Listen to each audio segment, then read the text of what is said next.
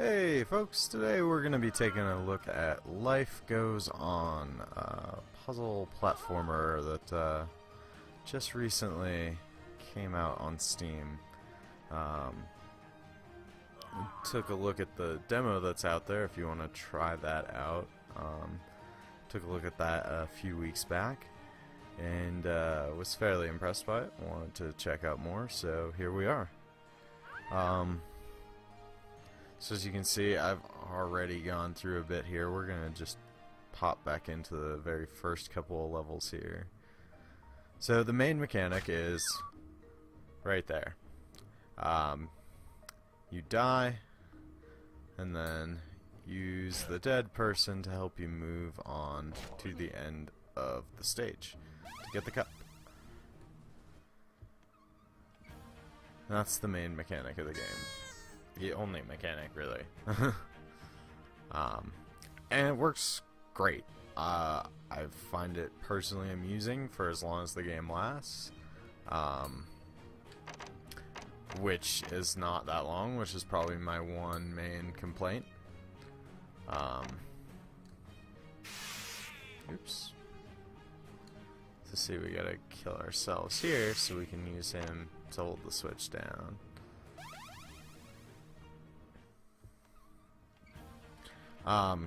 So yeah, my one main complaint for Life Goes On is purely length. It is not terribly long. I finished all the levels, not like 100%, but you know, a good portion of them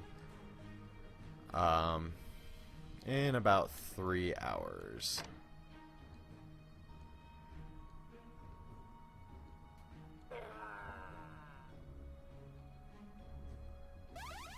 So, for some people, $10 for 3 hours is not a value proposition they can accept. If you think about it, if you're a person who goes to the movies, you're paying $8 to $10 to go see a 2-hour movie, possibly less. That is probably going to be a shittier experience than the 3 hours you spend with this game. So...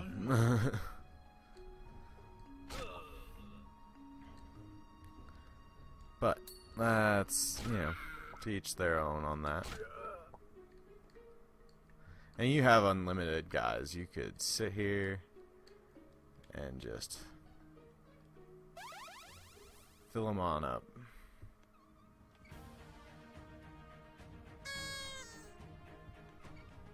So you can, if you aren't getting it, you can brute force your way through the levels just by sheerly dying a bunch of times most of the time, you know.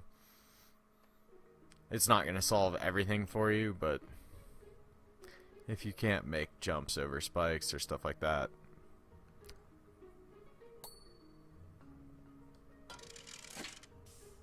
So you got a little cannon here.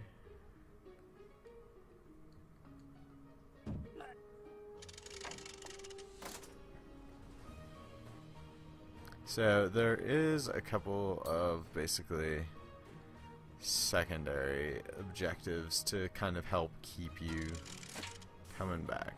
So we need to get all of these moving. So you see our little furry friend up there.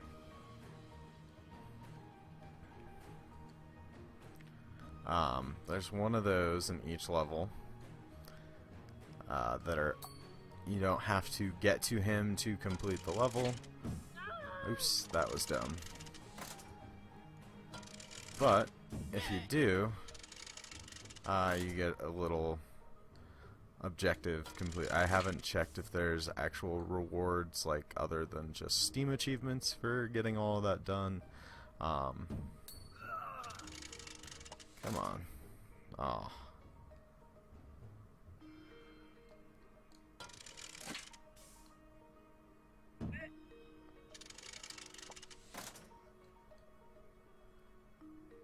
But there's that, then there's also, there's time challenge for each one. There's a, you know, complete it in X amount of time, and also using, you know, X amount of guys.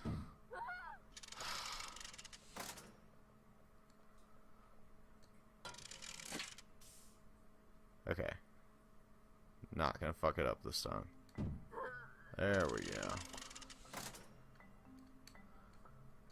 So you get up here, he eats you. Yay, check mark, we got the little dude. Now we can head on out of this level.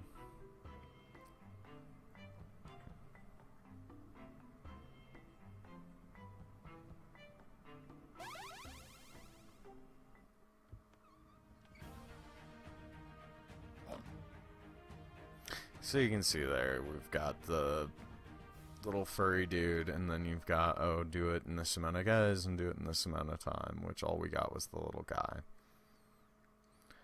So we have a check mark for the little guy there. And you can see there's little indicators for everything.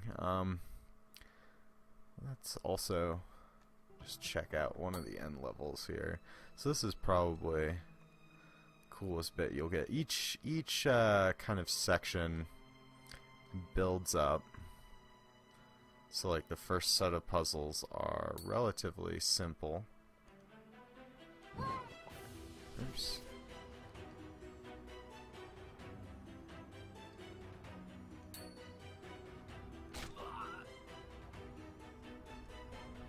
The first, couple of levels in a thing will be relatively simple.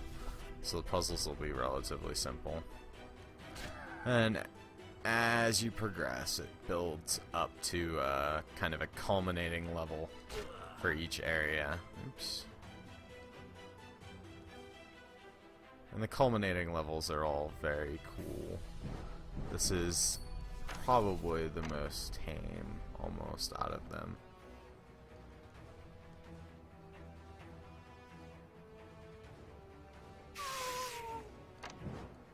Oh, right. Okay. I remember what I have to do here.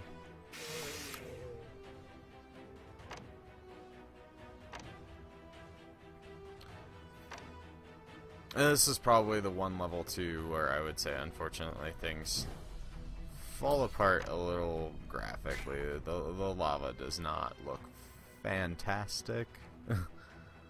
But the overall look of the game, I absolutely love and find it very endearing. Oops. Come on. Sir Neplin the OK. And they've all got little names and stuff. And there is both genders there, although the character model never looks different. It's just a genderless. We are in armor. Everyone looks the same in heavy knight armor, jumping on spikes.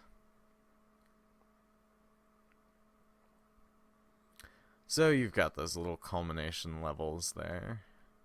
And you can see there's a couple of different areas here. So you get into the next one, we've got the castle.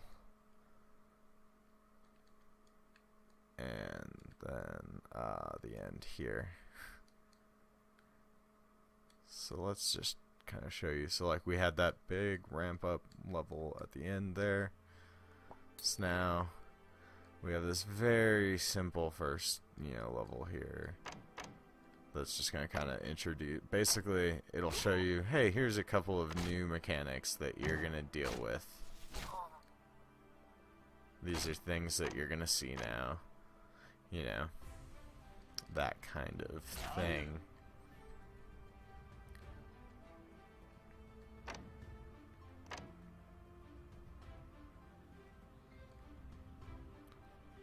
So here the introduction was the spikes popping in and out, that kind of thing. And you get several other, you can see the fire there, you'll get several other mechanics as well, freezing and a couple other things. And that all just kind of builds. Like I said, again, my one main gripe with the game is probably honestly the length. It is not that long. Like I said, it only takes about 3 hours to kind of hop through all the levels if you're not going absolutely completion, and maybe you are. It's not that terribly hard to the time trial, the time time limits and all of that are not that hard to hit, and all the death limits actually include for one death to the little furry guy there. So it's not inconceivable to just kind of run through each level once and get that stuff done if you're pretty decent at figuring these kinds of things out. But again, you know, I certainly enjoyed my 3 hours with it. They're not unenjoyable. It's not unenjoyable time. That's why I wish it was longer, is because it is pretty enjoyable. But, you know, who knows? Maybe if it went on for another 3 hours or whatever and was twice the length, let's say, you know, had twice the levels. That was dumb. Maybe it would not be as enjoyable a game. Maybe it would kind of outlive its uniqueness, outlive its novelty. I don't think so. I think maybe it could stand like to be probably exactly that. It could stand probably to be about double the length, and that would be about it. That would probably be perfect. But that's neither here nor there. I just, when I was at the end, I was like, really, this is the end already? I wanted at least one more area, if not two. But yeah, that's purely out of, I liked the game, so I wanted more of it. Other than that, I find Life Goes On to be very enjoyable.